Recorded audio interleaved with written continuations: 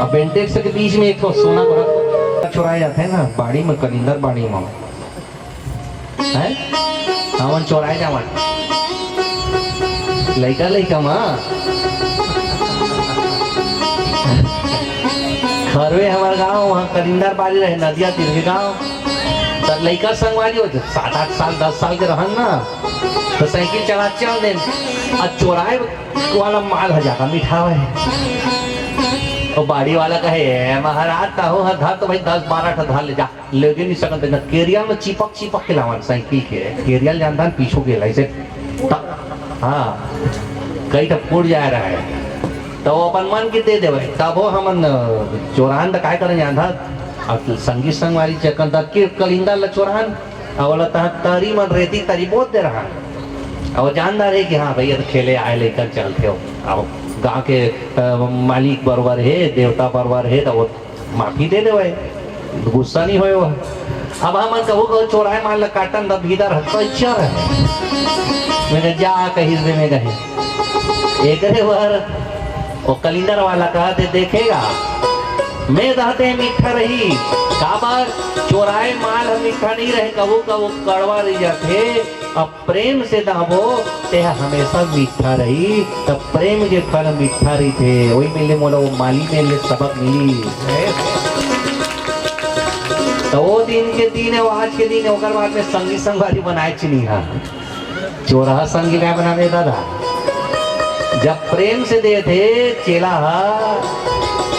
और छोटे रहे तब के बात है वो टायर चलाने तब के बात है टायर चलाना आने मन साइकिल के टायर चलाए तो मैं फटफटी टायर चलाऊंगा भली घूरो हम बोझ आ जाए अलग बात है एक टायर चला देखा वो माता मन नहा रहते थी बोझ आ गया अब गाँव क्यों दे ले महाराज ले जान दे हमें गाड़ी नहीं खाओ मोटरसाइकिल में रहते उन गाड़ी खा टायर ले हेर के दे दी सब मोट टायर में लगे रहे रिंग और संभाले सकन नहीं और छोटेपन की बात है तो वो दिन से शिक्षा मिली कि भाई प्रेम के फल वास्तव मीठा रही थे और ऐसी देती ले अनधिकार ले हो वो कच्चा हो जाता है काम कर जाता समझ के बात ला लुकाए की जगह अब कति में लुकाए थी वो हिरण्याक्ष किसको चोरा तो लिया काको पृथ्वी को और उठा कर कहाँ ले गया बोले जहां से आया वहीं जाग छुपाया है तो भगवान ने फिर हिरण्याक्ष को मार के धरती जल के ऊपर लाए ये गाना सुनियो नहीं हिरण्याक्ष को मार के धरती जल के ऊपर लाया भगवान ने फिर स्थापित कर दिया अब कीचड़ में उतरना था भगवान को इसलिए बड़ा रूप में आए अब चतुर्भुजी रूप में जाते तो उस वेश का अपमान हो जाता भाई दिव्य लक्ष्मीपति भगवान चिखला में सराय अच्छा दिखे नहीं क्या देखो कक्का बढ़िया कपड़ा पहने हैं आप मन कपड़ा बढ़िया कक्का बढ़िया उज्जर है अब आप मतलब मैं कहीं कि मोमा तो नए हम कूद देन का घूरों में गए वहां का रहना भी तो लुंगी पहन कान दे कहीं चिकन कपड़ा पहने आता नहीं जी अब मान ले सोना का अंगूठी की नाली में मिलना चाहिए तो आपने क्या किया बोले अच्छा कपड़ा को निकाल करके पुराना कपड़ा क्यों क्योंकि आपको वो स्वर्ण को खोजना है तो भगवान वराह अवतार इसलिए लिए क्योंकि उसको कीचड़ में उतर करके वो धरती को खोजना था जो हिरण्याक्ष ने छुपा दिया इसलिए 4 भुजा को छोड़ करके वो वराह बने अब देवता लोग देख लिए यार भगवान तो ऐसा भी कर सकते हैं तो क्यों ना इसी को धरती के तापमान को दूर करने के लिए भेजा जाए हर बार शंकर भगवान अपनी समाधि में व्यस्त हो गए ब्रह्मा जी माला लेकर के कमल गौतम में बैठ गए परम्बा जगदम्बा कहने लगी कि हे प्रभु अब आप ही देखो सबको क्यों क्योंकि ब्रह्मा जी तो साधु बन गए ब्रह्मा जी किसी चीज को बरकरार रखना है तो मेहनत करनी पड़ेगी देखो सफल हो जाना कोई बड़ी बात नहीं ऊंचाई पर पहुंच जाना कोई बड़ी बात नहीं बड़ी बात तब है जब आप उस सफलता को बरकरार रखो बड़ी बात तब है जब आप तपस्या करनी पड़ेगी। तपस्या माने मेहनत, तपस्या। और जितनी आपकी सिद्धि है उतनी आपकी प्रसिद्धि होती है। अब प्रसिद्धि का मतलब ये नहीं कि आजकल मोबाइल में देखो रील्स बन रहे हैं, तो क्या क्या बन रहे हैं, शॉर्ट्स वीडियो बन रहे हैं। प्रसिद्धि आजकल वो जो प्रसिद्धि है वो प्रसिद्धि इसलिए नहीं मानी जाती तो रेत की तरह है। रेत माने रेत जल्दी गर्म हो जाता है। और कितने बचपन का प्यार भूल नहीं जाना, मैंने कहा है आता पता नहीं। अरे घर वो आई थी वो देवी दाई, वो भीख मांगती थी। क्या नाम है? बड़ा अच्छा है लेकिन पहुंच तो गई ऊंचाई में, बरकरार नहीं रख पाई। ईगो आ गया, छूना नहीं। हमने उसका वीडियो देखा, कहा सच कहा, ऊंचाई पर पहुंच जाना आसान है, उसको बरकरार रखना, सफलता को बनाए रखना ये बड़ा कठिन काम है। पद, प्रतिष्ठा, पैसा, भगवान के प्रति सदैव आभार व्यक्त करते रहना चाहिए। और फिर तो कितने आए कितने गए, क्या क्या नहीं हुआ। एक बाबा का ढाबा था, जो गायक होते थे उनमें सुर था, ताल था, वॉइस को पहचानते थे, 1 2 3 ऐसा करके। आजकल कुछ भी डब्बा छाप उठाई लो, चल रहा है और भगर वो डीजे में चलता है, क्या गा रहे हैं पता नहीं, क्या बज रहा है पता नहीं। अब आजकल नौजवान नाच रहे हैं ऐसा मार के।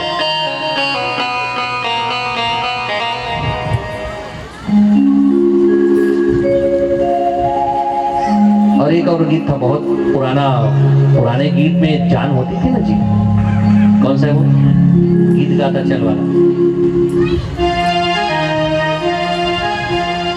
पुराने जमाने के गीतों में बड़ा जान होता था जी।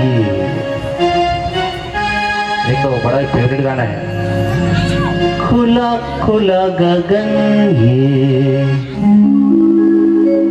खुला खुला गगन ये, हरी भरी धरती, जितना भी देखो तबीयत नहीं भरती।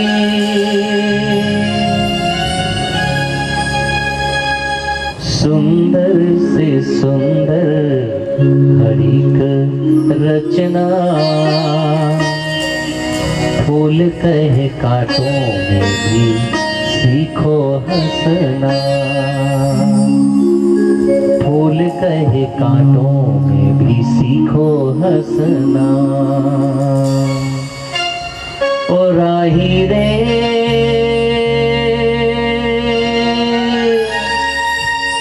कुम्भला न जाए कहीं मन तेरा कोमल, गीत गाता चल गुनगुनाता चलो, गीत गाता चल गुनगुनाता चलो। बंधु रे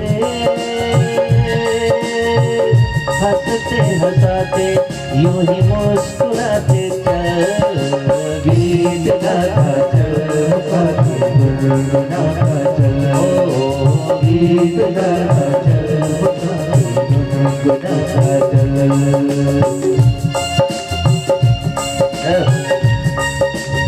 जान होती कि शब्दों में मायने होते थे। आजकल डब्बा छाप गायक की तरह नहीं।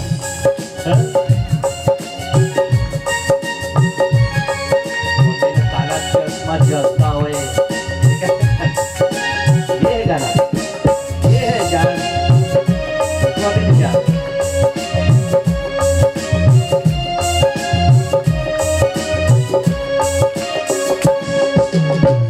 चांदी सा चमकता यूं नदिया का पानी, पानी की हर एक बूंद देती जिंदगानी।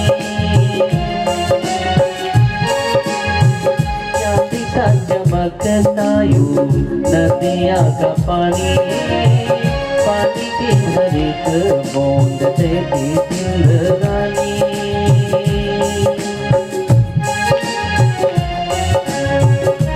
संदेश इसमें और संदेश देखो शब्दों में, ओ अंबर से बरसे जमीन से मिले, नीर के बिना तो प्रिया काम न चले। ओ बंधु रे ओ मेघा रे, जल जो न होता तो ये जग जाता, जल बीत जाता,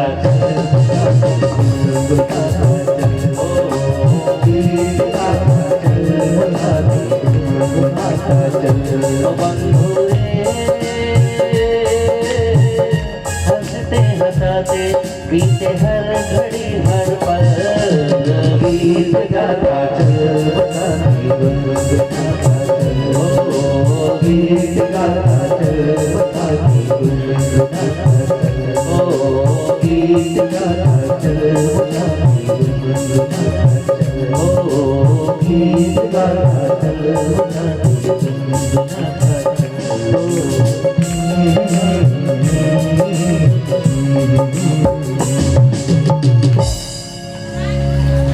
और इस प्रकार जब सिद्धि मिलेगी तो प्रसिद्धि मिलेगी, स्वतः बात है, क्रिया की प्रतिक्रिया होगी। इसलिए सफलता का कोई शॉर्टकट नहीं है। नया जमाना के बच्चे लोग सुनो, 21वीं सदी भारत के भविष्य, सफलता पाने के लिए मेहनत करना पड़ेगा बेटा।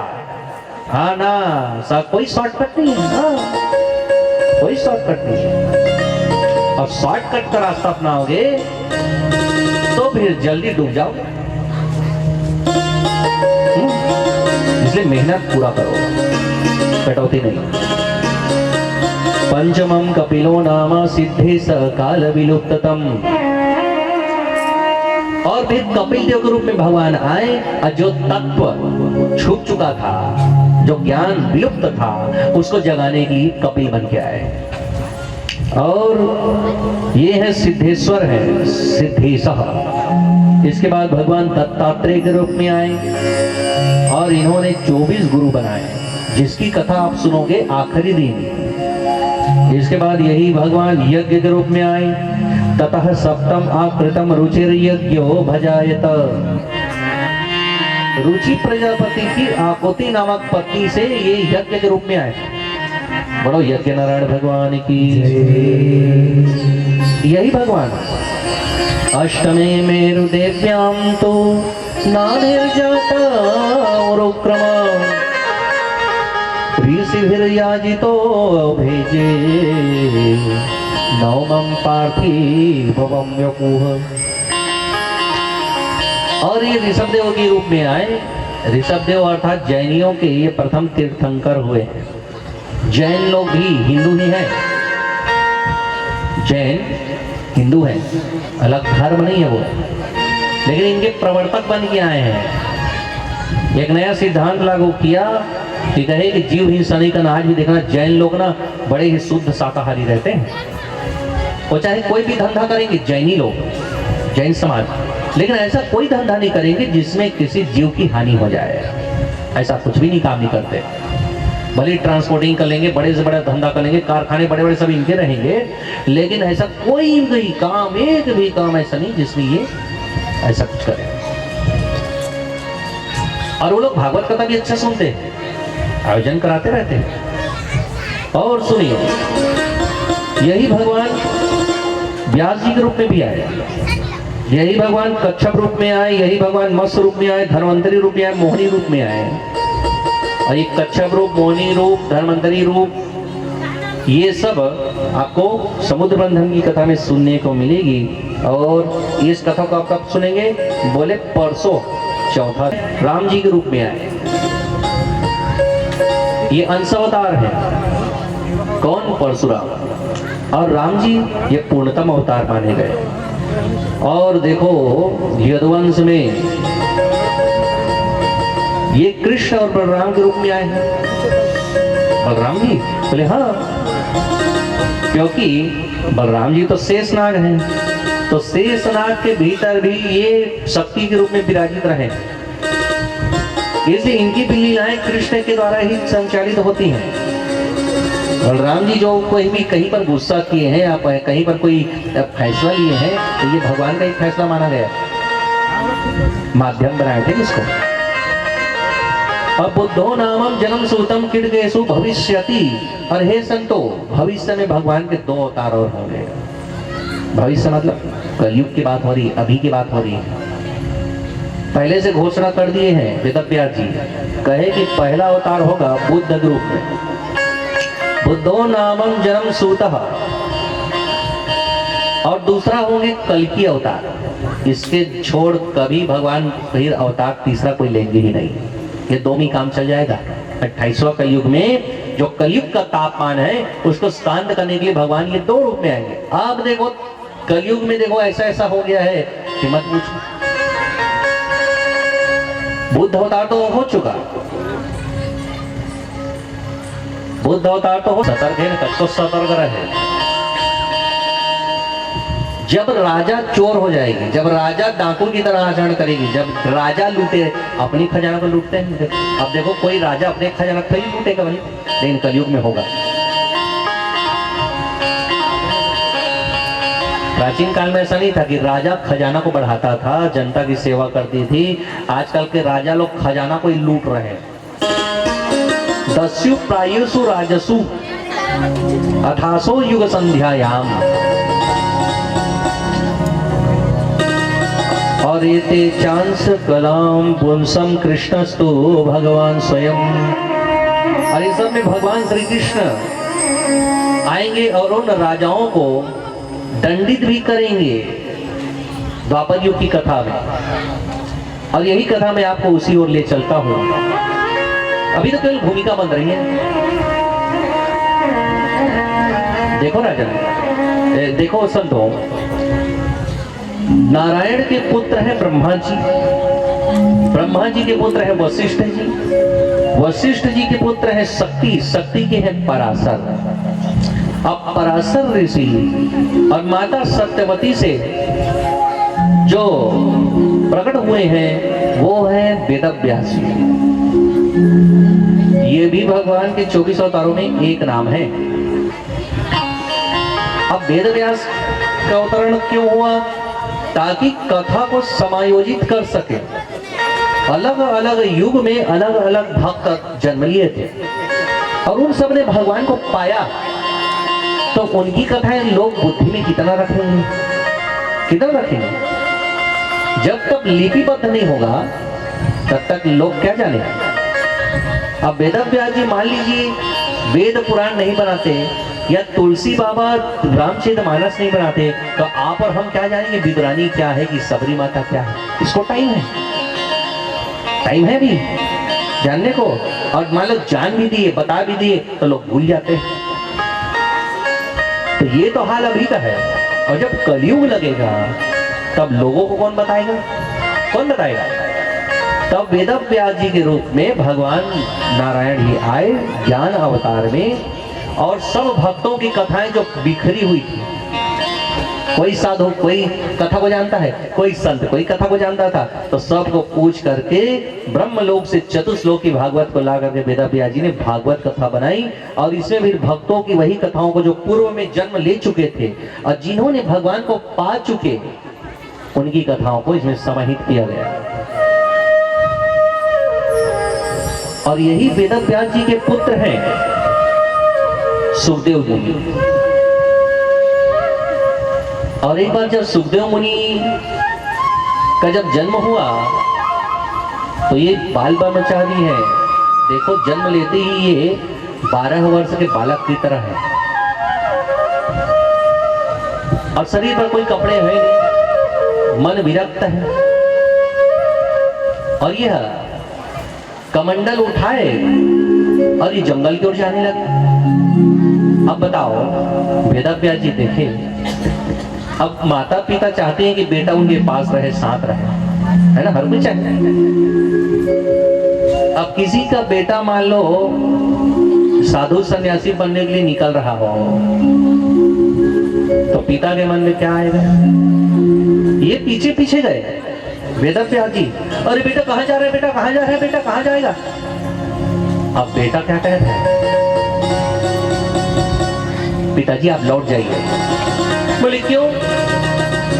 तू मेरा बेटा है और तू आश्रम में रहता, घर में रहता, गृहस्थ आश्रम बसाता। बोले नहीं, मुझको अपनी मुक्ति बनानी है, क्योंकि जीव आया अकेला, जाना भी अकेला है। इसलिए पिताजी आप लौट जाइए। कोई यहाँ कोई किसी का पिता नहीं, यहाँ कोई किसी का पुत्र नहीं। यदि किसी को सच मायने में बेचारा कहा जा सकता है ना, वो जीव ही है बेचारा, जो सदैव विचार बस करता रहता है, कर्म करता नहीं। और जो दिन भर विचार करता रहे उसी को बेचारा कर सकते हैं। कर्म ये कहता है कि हम जो बूंद है, जो अंश है, वह बूंद महासागर में मिल जाए तो उसका अस्तित्व बना रहता है। ईश्वर अंश जीव अविनाशी, चेतन अमल सहज सुख राशि। कि जिस भगवान के अंश हम और आप हैं, आत्मा उन्हीं से प्राप्त हुई है हमको, इस शरीर को, कि वही आत्मा यदि भगवान में समायोजित हो जाए, समा जावे, तभी हमारा मंजिल मिला समझो। सीधी सी बात है कि समुद्र से यदि आप एक बूंद पानी को निकाल लो, एक बूंद पानी यदि बाहर आ जाए तो समुद्र नहीं कहलाता, वो कहेगा एक बूंद पानी तो है, फिर तो समुद्र कहोगे। आप एक बूंद पानी को समुद्र नहीं कह सकते, लेकिन एक बूंद पानी चाहे वो कहीं का भी पानी हो, उस पानी को समुद्र में डाल दो तो आप उसको समुद्र कह सकते हैं। उसी प्रकार हम जीव अधूरे इसलिए हैं क्योंकि हमारे साथ भगवान नहीं है, या हम रखना नहीं चाहते। कि अज्ञान का जो पर्दा पड़ा है, ये अज्ञान का पर्दा जिस दिन हटेगा, हम अपना असली स्वरूप जान लेंगे कि हम भगवान के ही अंश हैं और हमारी मंजिल कहाँ होनी चाहिए। बोले वही कि जीते जी हम भगवान का नाम लेते रहें, उनकी कृपा प्राप्त करते रहें, और जब भी इस धरती को छोड़ के जाएं हम, तो भगवान अपने साथ अपने पास रखें। तो भगवान का नाम कैसा है? तो बोले ऐसा है कि जिंदगी के साथ भी और जिंदगी के बाद भी। लेकिन सुखदेव मुनि तो जा रहे हैं। अब ये देखो, आगे आगे सुखदेव मुनि, पीछे पीछे वेद व्यास। बेटा बेटा रुक जा, बेटा रुक जा, बेटा। सुखदेव मुनि जान लिए कि अब इनको समझाना बेकार है, जो नहीं समझेगा उसको क्या समझाना। ये मोह में पड़े हैं, बेटा के मोह में है। सुखदेव मुनि तालाब के किनारे से निकले, वहां पर कुछ माताएं बहनें नहा रही हैं। सुखदेव मुनि को बिना वस्त्र के जाते देख रहे तो लजाई वजाई नहीं, लज्जा नहीं की। और पीछे पीछे जैसे ही बूढ़े वेदव्यास जी आ रहे हैं, लंबी लंबी दाढ़ी, पक्के बाल हैं, बेटा बेटा बेटा बेटा। और महिलाएं नहा रही है ना, और तुरंत ऐसा वैसा वस्त्र वगैरह, ऐसा श्रृंगार, ऐसा सिर को ढक ली, कोई पानी में डूब गई। वेद व्यास जी बोले, बेटी मैं तुम्हारे दादा परदादा से भी लंबी उम्र का हूँ, इतनी बड़ी आयु है मेरी भी, मेरे को देख करके लजा रही हो? अरे मेरे सामने तुम बच्ची हो, छोटी छोटी बच्चियों हो। अब मेरा बेटा अभी दिगंबर, युवा, जवान, संत सामने से गुजरा, उसको देख करके तुमने लज्जा नहीं की? अब मुझ बूढ़े को देख के लजा रही हो? उन नारियों ने कहा, वेद व्यास जी आपका पुत्र तत्वदर्शी है, उसकी नजरों में भेद नहीं है। और असल संत वही है जिसकी नजरों में कोई भेदभाव ना रहे। वो नर और नारी में क्या भेद है वो नहीं जानता, वो एक जीव में भी वही परमात्मा को देख रहा है, नर में भी वही भगवान को देख रहा है, और नारी में भी वही भगवान को देख रहे हैं। लेकिन आपकी नजरों में भेद है। यम प्रवजन्तमनुपेतमपेत कृत्यम द्वैपायनो विरह कातर आजुहा। पुत्रे दिदन्मतया तर्वोऽभिनेदु तं सर्वभूतहृदयं मुनिमानतोऽस्मि। अब ये वृक्ष अभिनेदु, पेड़ों ने भी कह दिया। गौर करना, वेदव्यास जी को पेड़ समझा रहे हैं, पौधे समझा रहे हैं, बोल दिए। पेड़ कभी बोलता है ना, लेकिन पेड़ बोले आज। बोले कैसे बोले? वृक्षाभिनेदु यम प्रवजंत मुनि वेदम वेद कृत्यम दैवाइनो विरहकातरा जुहाव। ये सुखदेव मुनि भीतर प्रवेश किए थे पेड़ के। और गौर करने वाली बात यह है कि भगवान के केवल 24 अवतार का नाम आप जानते हो ना। और एक बात हमने ये भी कही आधा घंटा पहले कि भगवान को पहचान लोगे तो ये संख्या 24 से बढ़ जाएगी आगे। लो पहचानो। सर्वभूत हृदय कौन होता है भाई? सर्वभूत हृदय किसको कहते हो? अच्छा पहले मतलब समझ लो। सर्वभूत हृदय अर्थात जो सबके हृदय में एक बराबर वास करे, वो कौन है? बस केवल श्री नारायण ही है और कोई नहीं। तो यहाँ पर ये बातें बताई गई कि सुखदेव मुनि कौन है? तो बोले सर्वभूत हृदय है। ले भगवान विष्णु का 25 अवतार, इसको भी मान लो। ये ज्ञान अवतार है, बताए नहीं है, चुपचाप है, बताना जरूरी नहीं है दुनिया को। समझो। कहत कठिन समझत कठिन साधन कठिन विवेक। ये श्लोक को इसलिए बताया गया कि आप समझो, और ना समझो तो हम समझाएं। सर्वभूत हृदय केवल भगवान ही हो सकता है और कोई नहीं हो सकता। जो सबके हृदय में एक बराबर रहता है, सबके भीतर एक बराबर रहता है। और यही सुखदेव मुनि ने राजा परीक्षित को कथा सुनाई। अब तो सुनो, अब बताओ, स्वयं भगवान जिसको कथा सुना रहे हैं तो उसके पाप कभी रह सकते हैं? नहीं। और हे संतो, नारद जी के पूर्व जन्म की व्याख्या जब बताई गई तब इन्होंने ये बताया कि मैं दासी का पुत्र था पहले, और मुझको इन संतों ने एक मंत्र दिया था, अमोघ मंत्र। और उसी अमोघ मंत्र के सहारे मैंने भगवान को पाया। और वो मंत्र कौन सा है? तो भागवत का सर्वोच्च मंत्र। इस मंत्र को जानना परम आवश्यक है। उस मंत्र का क्या नाम है? बोले ओम नमो भगवते वासुदेवाय। इसको कहते हैं द्वादश अक्षरी मंत्र। क्या बोलते हैं? द्वादश। द्वादश माने 12। 12 द्वादश अक्षरी मंत्र जिसमें 12 अक्षर है। ओम एक हो गया। कई लोग ओ और म को अलग जोड़ दे, लेकिन नहीं, ये एक ही है।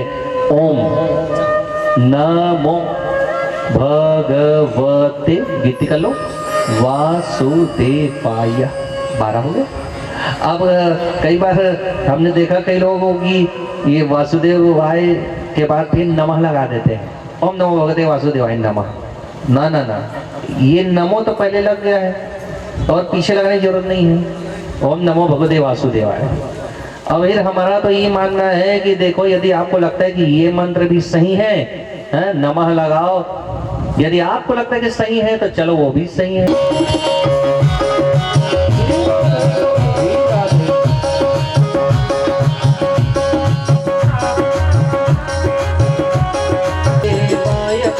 कृष्ण चंद्राय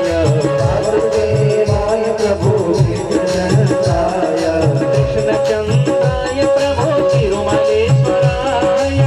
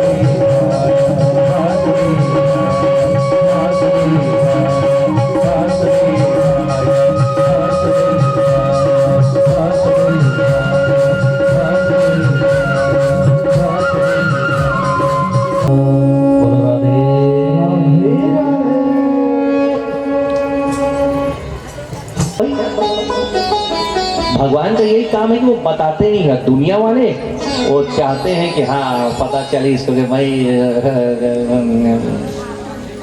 ये अंतर। अभी देखो, मान लो कोई किसी का आप कुछ उपकार करो, है नहीं? हाँ, आरती का समय भी हो जाएगा, तो आधे घंटे बाद आरती होगी।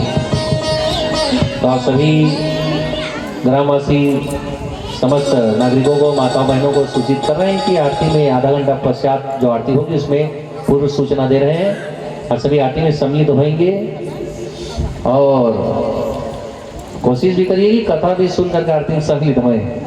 हाँ, पश्चात तो सफल होना ही है, क्योंकि यज्ञ केवल इस परिवार का ही थोड़ी है, ये तो पूरे गांव का यज्ञ है ना।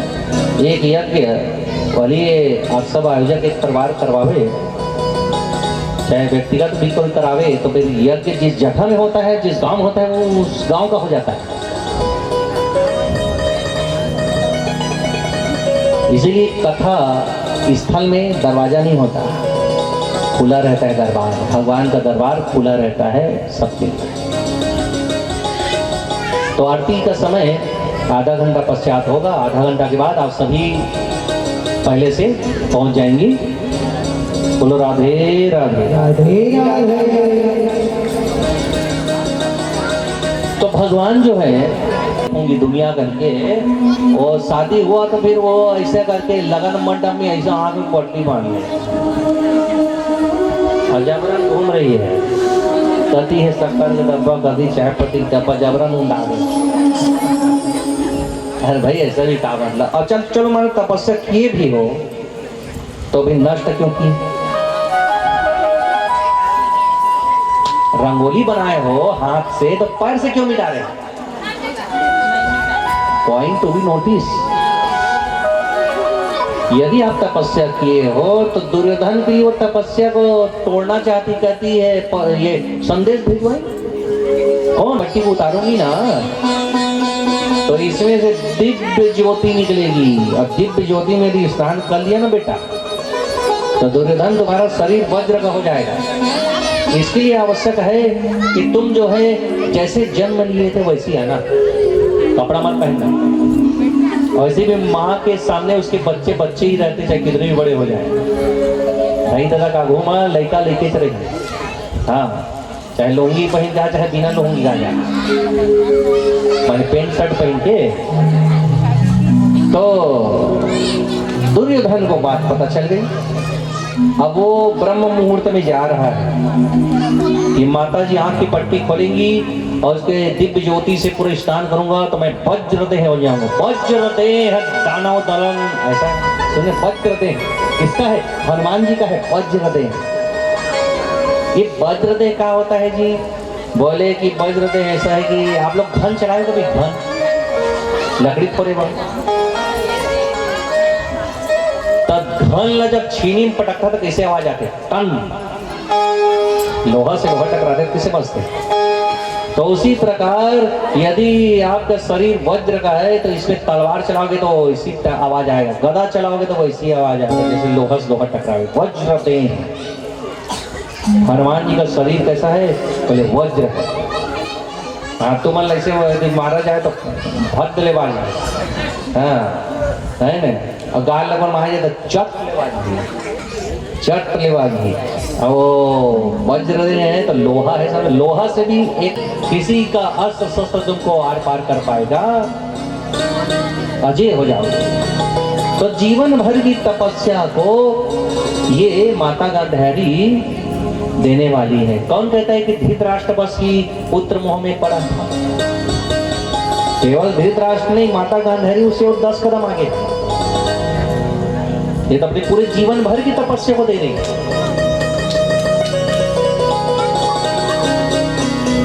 लेकिन हो यही सोई जो राम रचिरा था,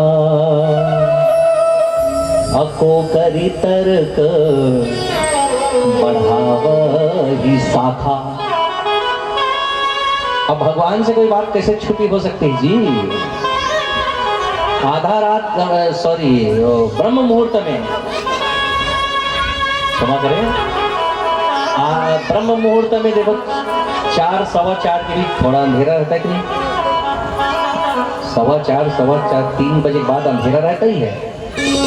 बस उसी अंधेरे में ये बिना कपड़ा के ये दुर्योधन धीरे धीरे धीरे धीरे छुपते छुपते बसते बसते बसते माता की ओर जा रहे हैं। तो कृष्ण भगवान जो है आगत का है? क्या हो गया तुमको? अरे कपड़ा पहन लेते, अरे एक लुंगी तो पकड़ लेते।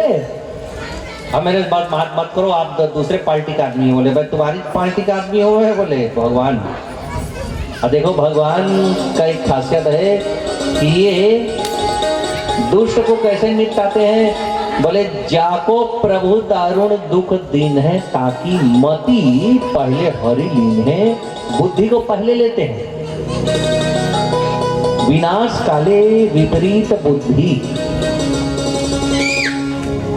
इसीलिए जब भी जाओ भगवान के सामने तो बस यही मांगना कि हे भगवान मुझको सद्बुद्धि देते रहना। लेकिन हम लोग बाहर आ सकता है। अब भगवान जब किसी को सुख देना चाहते हैं तो पहले बुद्धि को शुद्ध करते हैं, विवेक देते हैं। उसमें क्या देते हैं? विवेक। बिनु सत्संग विवेक न होई, राम कृपा बिनु सुलभ न सोई। सुलभ माने कि आपको ऐसा मिलेगा नहीं, भगवान की कृपा होगी तब ये विवेक मिलेगा। विवेक माने सद्बुद्धि। अब दुर्योधन से क्या लिए भगवान? उसकी बुद्धि को ही तो लिए। और क्या दिए? बोले दुर्बुद्धि। विनाश काले विपरीत बुद्धि। बुद्धि को क्या कर दिए? पलट दिए। अब जैसा भगवान कहेंगे वैसे ही सोच रहा है।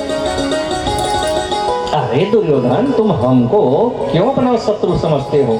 मैंने शत्रुता लायक क्या काम किया बताओ? दुर्योधन कैसे नहीं किए हो? आप पांडव को साथ दे रहे हो। अरे तो केवल दिखावे के लिए दे रहा हूँ, मैं तो तुम्हारे साथ हूँ। बोले कैसे सिद्ध करो? सिद्ध क्या करना? मैंने तुम्हारे आज तक एक सैनिक को मारा है? नहीं तुम्हारे हो। और चतुरंगिनी सेना, नारायणी सेना मेरी आपको दिया कि नहीं? वही तो बची है अभी युद्ध में, बाकी सब तो मर गए। हाँ भगवान आप ही की जो सेना बची है अभी, हाँ वो मरी नहीं है। और बताओ? अरे मैं उसके साथ हूँ तो केवल रथ चला रहा हूँ और सुदर्शन चक्र चलाया आज तक महाभारत युद्ध में? नहीं नहीं नहीं नहीं। अब क्यों? क्योंकि बुद्धि को पलट दिए भगवान। तो दुर्योधन वैसी सोच रहा है। हाँ ठीक कह रहे हो, ठीक कह रहे हो। हाँ तब कृष्ण जी पूछने लगे कि अब बताओ कहाँ जा रहे हो? ओ ऐसा तो नहीं है कि मैं जा रहा हूँ, माता गांधारी बुलाई है कि जैसी दिव्य दृष्टि में स्नान करूंगा तब फिर आपका सुदर्शन चक्र भी मेरे को नहीं काट सकेगा। अरे दुर्योधन मैं तुम पर क्यों सुदर्शन चक्र चलाने लगा? तुम तो मेरे अपने हो। लेकिन मेरा विचार कुछ और है। बोले क्या विचार है कन्हैया? ऐसा है कि देखो अब बड़े हो गए हो तो माता के सामने ऐसे थोड़ी न जा सकते हैं। अरे तो माता ही तो बोली है कि बिना पास में देखो केला का पेड़ रख पत्ता तोड़ लिए बड़ा सा अच्छा चौड़ा वाला, वो ये सब बढ़िया बना दिए, ऐसा काट काट के छील के भगवान ये इसको पहनना लुंगी जैसा लपेट कर जाओ। फिर सब में आनंद है। हर समय बैठे रहे हो लगातार तो खड़ा होने में आनंद है, खड़े हो तो बैठ गए तो आनंद है ना? जाग रहे हो लंबे समय से तो सो जाओ तो आनंद है, और सो रहे हो लंबे समय तो कटा गए हो तो थोड़ा घूम के आओ तो आनंद है। आनंद देखो, आनंद खोजो तो भगवान को यदि साथ रखो तो सबसे बड़ा आनंद है। बाकी तो सब समाप्त हो जाएंगे, लेकिन ये आनंद जो है यदि राम का नाम है, भगवान का नाम है आनंद, तो ये आनंद सदा एक सा रहता है। तो लो ये पत्ता पहन लो जाओ। अब वो इसी किया बिल्कुल अन्ना की तरह ऐसा करना, लुंगी पहना और चल दिया यो यो। और फिर माता गांधारी वही है। वो कहा जानी थी कि साउथ इंडियन में हाँ माता कपड़ा थोड़ी पहने हो? बोले नहीं एक भी कपड़ा नहीं पहना है। हाँ ठीक 3 बार मुझे कपड़ा थोड़ी पहने हो? नहीं कपड़ा नहीं पहना हूँ माता। कपड़ा थोड़ी पहने हो? नहीं कपड़ा पहना है। और सही बोल रहा है, कपड़ा नहीं पहना है तो पत्ता पहन रहा है, पत्ता थोड़ी कपड़ा है।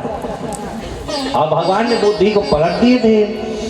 जैसी माता गंधेरी आंख खोली है, दिव्य ज्योति आग की तरह बरसी है, और फिर दुर्योधन देखो उसमें स्नान कर रहा है, स्नान कर रहा है। ऐसा सभी अंगों को घूम करके, यदि ऐसा भी करे तो यहाँ पर छूट जाए ना। जैसे अष्टांग योग की मुद्रा में कभी ऐसा करे, कभी ऐसा करे, कभी ऐसा करे, लेकिन जो पत्ता पहना है वहां जांघ का क्षेत्र जो है, कमर से जांघ का क्षेत्र ये छूट गया। माता गंधेरी देखने लगी, अरे बेटा मैंने तो तुझको ये बोली थी कि तुम कपड़ा मत पहन गाना, कुछ भी ना पहन गाना। तो हाँ माता मैं कुछ भी तो नहीं पहन गाया हूँ, ये पत्ता क्यों पहना है? अब उधर क्षेत्र जो है, जंघा का क्षेत्र तुम्हारा कमजोर रहेगा, यदि कोई इस पर अस्त्र शस्त्र प्रहार करेगा तो तुम मर जाएगा। ये सलाह तुमको किसने दी? ओ मैया, वो मैं आ रहा था तो वो मिल गया ना, कौन? वही द्वारकाधीश। द्वारकाधीश श्री कृष्ण मिले, हाँ, और बोले कि पत्ता पहन लो, ये कपड़ा थोड़ी है। अब मैं समझ गई बेटा कि आंखें देखे मौन मुख,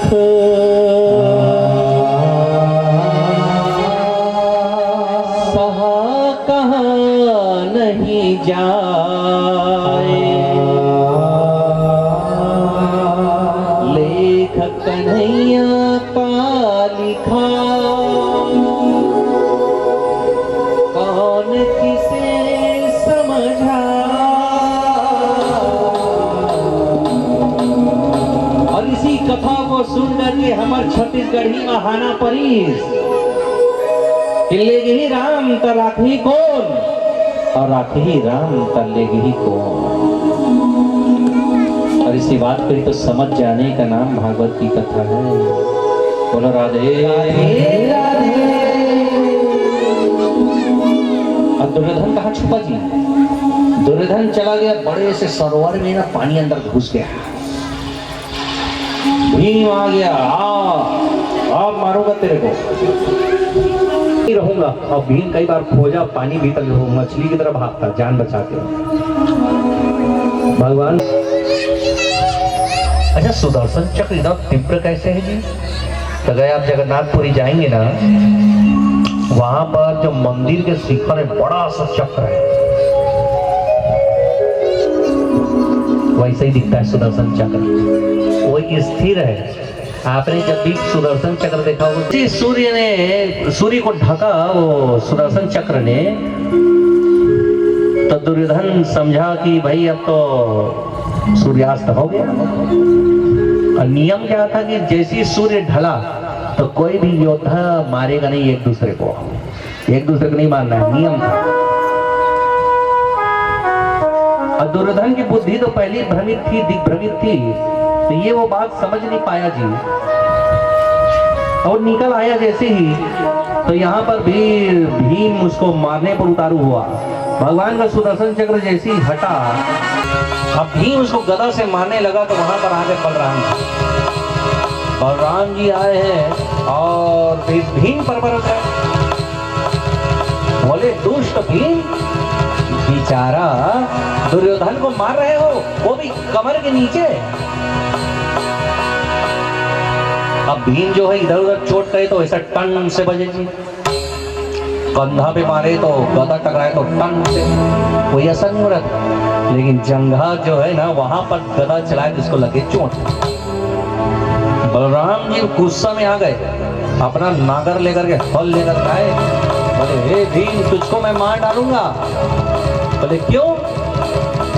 अरे गदा युद्ध में कमर के नीचे प्रहार नहीं किया जाता, और तूने इसका नियम तोड़ा है। आज तेरे को छोड़ूंगा नहीं मैं। और देखो, बलराम जैसा योद्धा किसी को मारने दौड़े तो डरने की बात तो है। अब यहाँ कौन रक्षा करेगा? भीम की। तो द्वारकाधीश भगवान आ गए सामने, बलराम जी और भीम जी के सामने आ गए। भगवान ने हाथ जोड़ लिए, कहे बलराम भैया। भीम कि कोई गलती नहीं है। अरे गलती कैसे नहीं है तुम? लेकिन मैं बस इतना सा प्रश्न करना चाहता हूं कि जब द्रौपदी का भरी सभा में सब के सामने पूरी प्रजा और पूरे राजागढ़ के सामने दरबारी के सामने जब उसका अपमान कर रहा था यही दुष्ट दुर्योधन, यही दुशासन, आप कहाँ थे? मैं तो तीर्थ यात्रा गया था।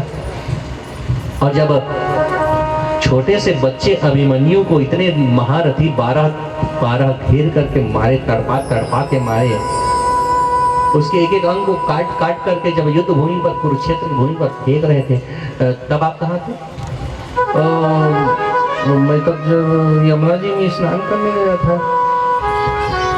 इन लोगों ने ऐसे ऐसे हथकंडे अपनाए हैं, तब आप कुछ बोले क्यों नहीं?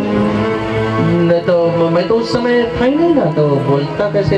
तो जब आप उस समय नहीं बोले तो आप इस समय क्यों आए हो बोलने? कौन बुलाया आपको बोलने के लिए? यदि आप एक पक्ष को नहीं बोल सकते तो दूसरे पक्ष को बोलने का कोई अधिकार नहीं है। यदि आपको न्यायाधीश बनने का शौक है तो आप इस दुर्योधन को भी बोलो इसके अन्याय पर। आप पांडवों को बोलने का अधिकार खो चुके हैं।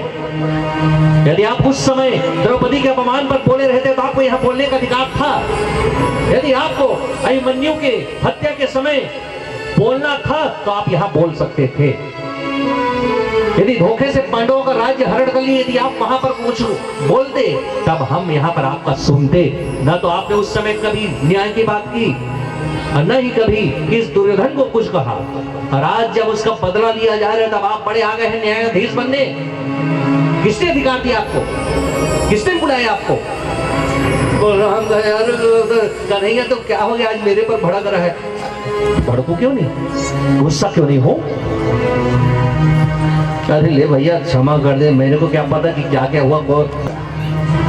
चली जाइए। यहाँ भगवान गुस्सा जरूर हुए लेकिन बाहर से, भीतर से शांत है। मैंने कहा ना कि गुस्सा अच्छी चीज है, पर कब? जब समय अच्छा हो। हमको ये पता होना चाहिए कि गुस्सा कब करना चाहिए, कैसे करना चाहिए और किस पर करना चाहिए। ये तीन चीज यदि हमको पता है तो आप गुस्सा भी होंगे ना तो आपका काम बिगड़ेगा नहीं बल्कि बिगड़ा काम बनेगा। तो लोग जैसे बिल्ली पालते हैं उसी प्रकार आप भी गुस्सा को पाले रखो, लेकिन भीतर नहीं प्रवेश करने देना, गड़बड़ कर देगा। तो कृष्ण जी जब क्रोधित हुए तब इनका काम बना। बलराम चला के लिए भैया जान दो, माफी दे दो भाई, क्या करोगे, ले जान दो है। और फिर भीम ने इतना जंघा पर गदा का प्रहार किया, इतना गदा का प्रहार किया, इतना गदा का प्रहार किया, ये तड़प रहा है। कृष्ण कहने लगे कि हे भीम रुक जाओ, इसको पूरा मत मारो। इसने जितना तड़पाया है सबको उतना तड़पने दो जी। अधमरा छोड़ दिया। रण पूरा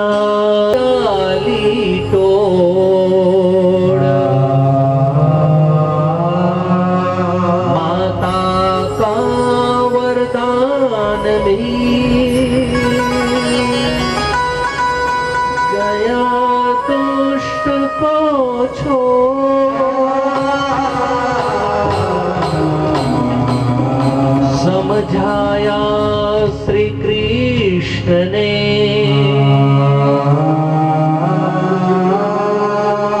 क्रोध न हो बलराम, ये तो है फल पाप का, यही न्याय का काम।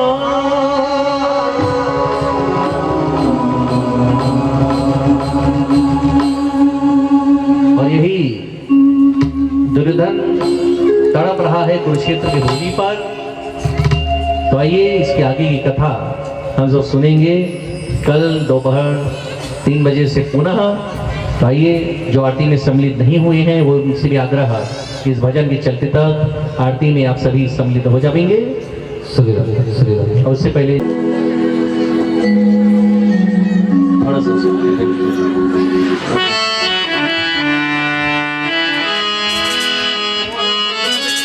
हमें भी बता दे जरा, तेरा दीवाना कैसे हुआ सावरा, तेरा दीवाना कैसे हुआ सावरा। बता दे जरा, तेरा दीवाना कैसे हुआ सावरा, तेरा दीवाना कैसे हुआ सावरा। तेरा दीवाना कैसे हुआ सावरा, तेरा दीवाना कैसे हुआ सावरा। बता दे जरा, तेरा दीवाना कैसे हुआ सावरा।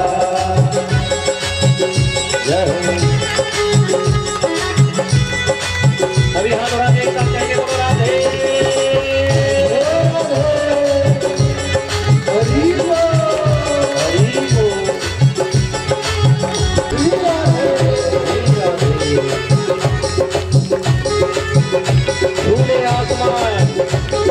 जमीन की तलाश न कर, खुले आसमान जमीन की तलाश न कर, वजह की तलाश न कर, वजह की तलाश न कर।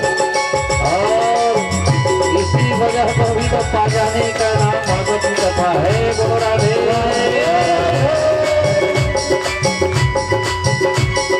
जीवन में मुस्कुराहट बनी रहे।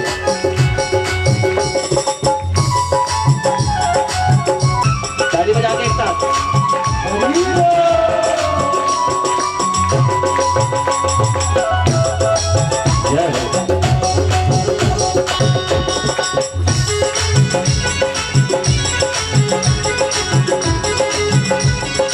राधे रानी समझ आता नहीं, तुम न हो तो ये बंसी बजाता नहीं।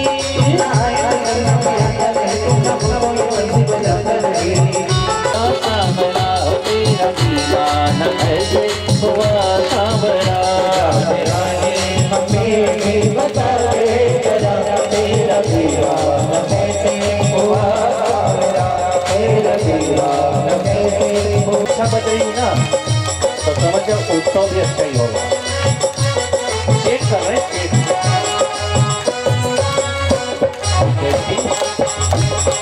और अच्छा है तो सभी बड़े प्रेम से कहेंगे बोलो राधे।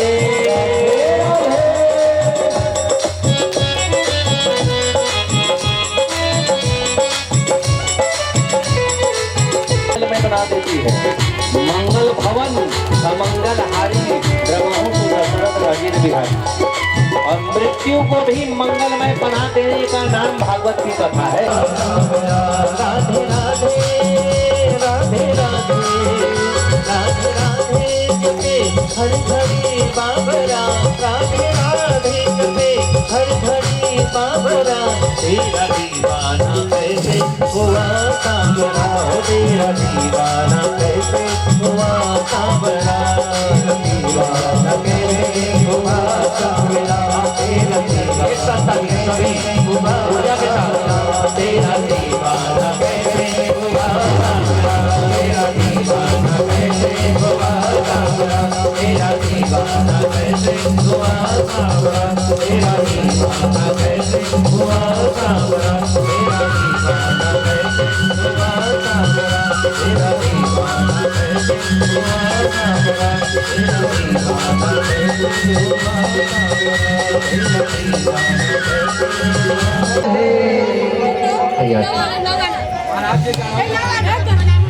नहीं आज नहीं, अभी तो शुरुआत है।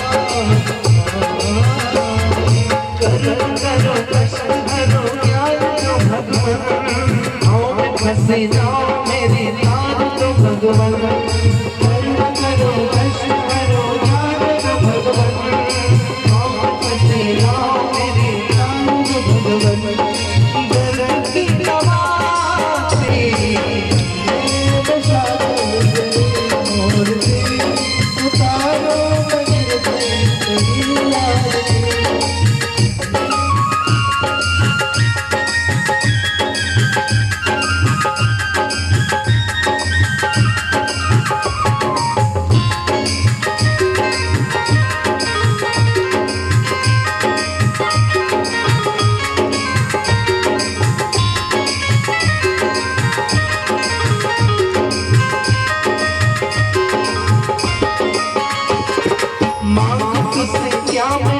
सोचो भगवान जिंदगी जब तेरे काम कर दिखे अर्पण माँ तुझसे क्या मैं सोचूं कर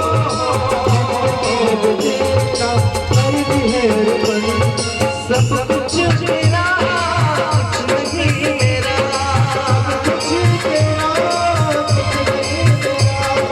चिंता का प्रभु मुझे संसार की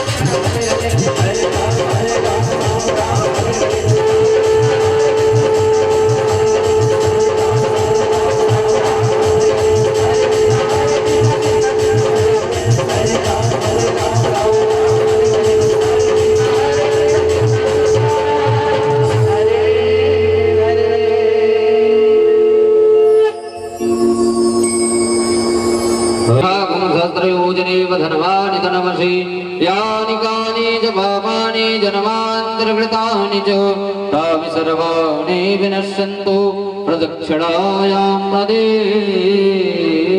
पदे। श्री भगवद्नाम स्वरूपिणे भागवत पुराणाय नमो नमः। नमो नमः। आरती की थाली महाराज जी के हाथों में दे दीजिए।